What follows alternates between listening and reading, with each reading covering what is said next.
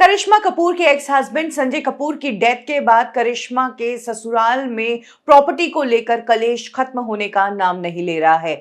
अब करिश्मा की ननद मंदिरा ने एक इंटरव्यू में संजय कपूर की थर्ड वाइफ प्रिया सचदेव पर गंभीर आरोप लगाए हैं और कहा है कि मेरी मां को एक रूम में लॉक किया और उन पर दबाव बनाकर उनके सिग्नेचर लिए गए। प्रिया सचदेव संजय कपूर की डेथ के 13 ही दिनों में सोना कॉमस्टार जो कंपनी मेरे पिता ने शुरू की थी उसकी नॉन एग्जीक्यूटिव मैनेजर बन जाती है। क्यों इतनी जल्दबाजी?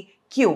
मेरी माँ जब अपने बेटे के जाने के दर्द से गुजर रही थी तभी मेरी माँ पर दबाव बनाकर प्रिया और उनकी एक टीम ने साइन करवाए। मेरी मदर एक रूम में थी, उस कमरे में 2 दरवाजे थे, एक अंदर और एक बाहर भी। प्रिया और उसकी टीम ने मेरी माँ से साइन करवाया। मैं बाहर से डोर नॉक करती रही, बैंग करती रही, लेकिन किसी ने दरवाजा नहीं खोला और मेरी माँ भी वो दरवाजा नहीं सुन पाई क्योंकि डबल डोर था तो किसी को सुनाई ही नहीं दिया। प्रिया सचदेव पर मंदिरा ने गंभीर आरोप लगाते हुए ये भी कहा है कि मेरी मदर ने कुछ दिनों बाद जब कहा कि मुझसे कौन से पेपर तुमने साइन करवाए थे, उन पेपर्स की डिटेल्स मुझे दो, मुझे उन पेपर्स की एक कॉपी भेजो, तो प्रिया सचदेव और उनकी टीम ने वो पेपर्स की कॉपी देने से मना कर दी, ये कहते हुए कि मेरी माँ का ईमेल आईडी जो है वो कॉम्प्रोमाइज्ड है और इसीलिए हम आपको पेपर्स नहीं भेज सकते हैं। यानी कि बेटे के जाने के सदमे वाली स्थिति का फायदा उठाकर पहले तो साइन करवा दिए गए,